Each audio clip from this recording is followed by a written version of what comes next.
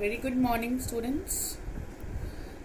This is I would like to continue with chapter 1 only, and this is my lecture 9. This is the last topic of first chapter. So today I would like to explain reactions and solutions.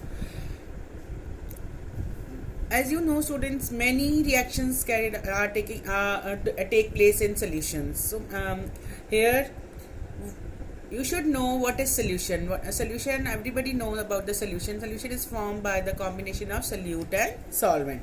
So in which one component is present in excess, which is known as solvent, and one component is present in lesser amount, is called solute.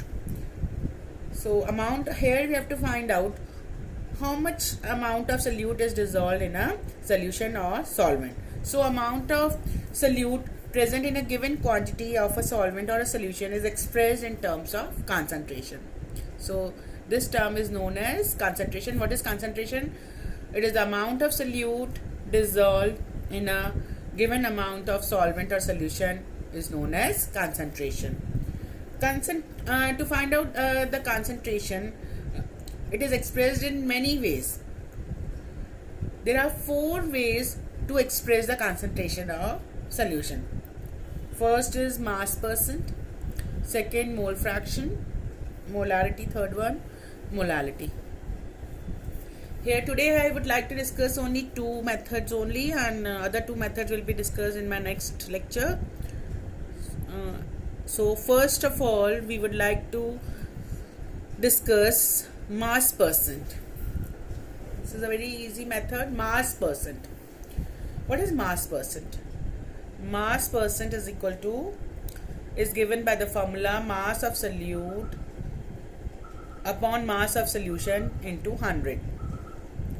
So if the amount of mass is given, amount of solute is given, and amount of solvent is given, then mass percent can be calculated. You first write down the weight of the solute, then you add mass of solute and solvent. It will give you the mass of solution, multiply by 100, it will give you mass percent. So for example, if WA is the mass of component A and WB is the mass of component B in a solution, then mass percentage of A will be equal to WA upon WA plus B into 100. And it can also be expressed by W by W, because here both the both the terms are given in grams, so it is expressed as W by W. If mass of solution is given, if the solution is given in terms of volume, then it will be expressed as W by V. Here only it is expressed, both the weights are expressed in terms of mass only, in terms of grams, so it is expressed as W by W. So a very simple problem is there, a simple question of this mass percent. A solution is prepared by adding 2 gram of a substance A to 18 gram of water. Calculate the mass percent of the solute. So how you will calculate the mass percent of solute? Again you put this formula, mass of A upon total mass into 100. So mass of solution will be calculated by the mass of solute and solvent. Here 2 gram is the mass of solute and 18 gram is the mass of solvent. So mass of solution will be mass of solute plus mass of solvent. So 2 gram plus 18 gram will give you 20 gram, and so mass percent will be given by the formula 2 upon 20 into 100, and the answer will be 10%. So very simple. So I have to explain this, that's why we have taken one example, and there is only one example only in the whole NCERT, in all other books also. You just go through and note down in your notebooks only. Second is, this is a different one. If 11 gram of oxalic acid is dissolved in 500 ml of solution, density is given 1.1 gram per milliliter. What is the mass percent of oxalic acid in solution? Here mass of oxalic acid is given, but mass of solution is not given. Density and volume is given. So mass of oxalic acid is will be 11 gram. Density of solution is 1.1 gram per milliliter, and volume is 500 ml.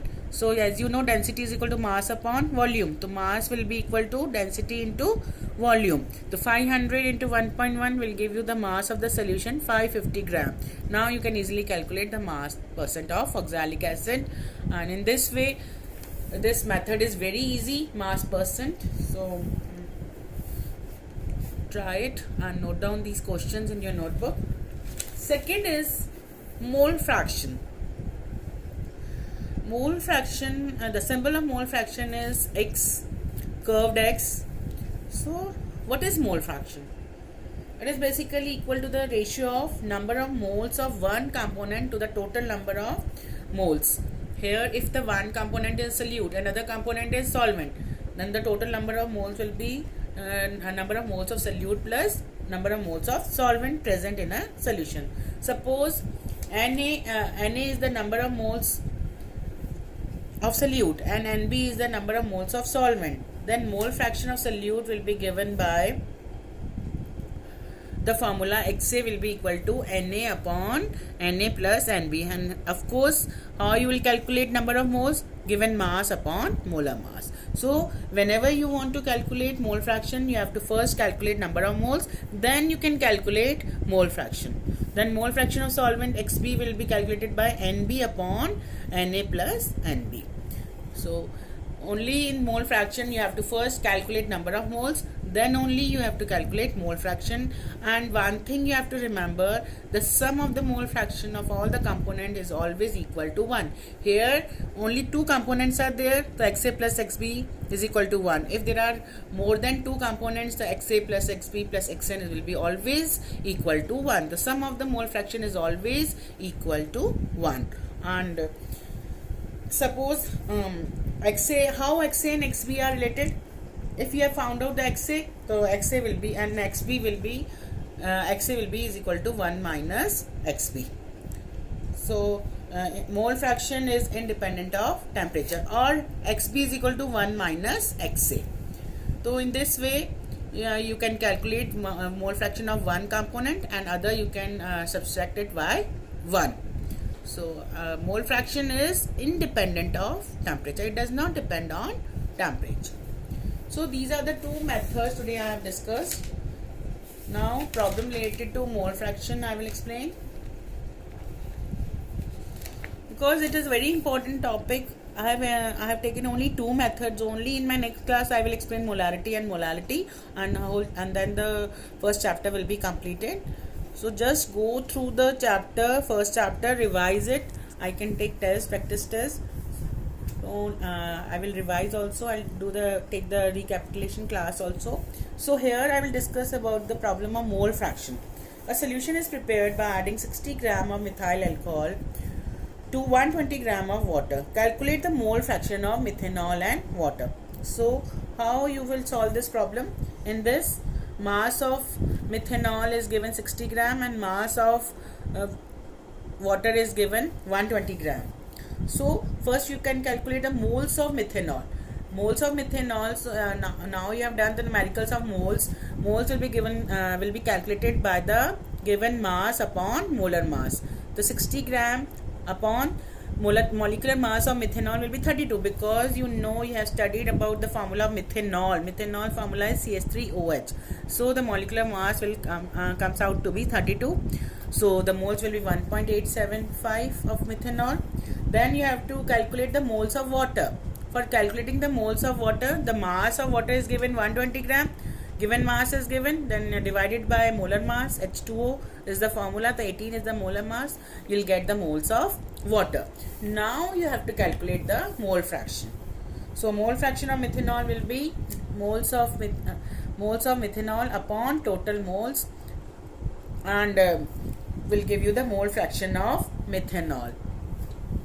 See here, mole fraction of methanol is equal to moles of methanol upon total moles of methanol, and water will give you the mole fraction of methanol, 0.22. Now calculate the mole fraction of water.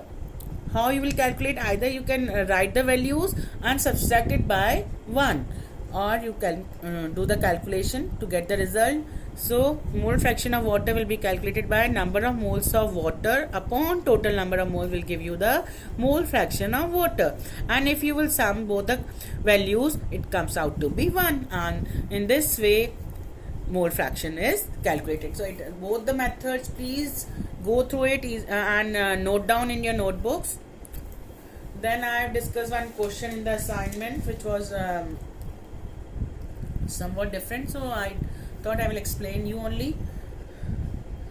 Now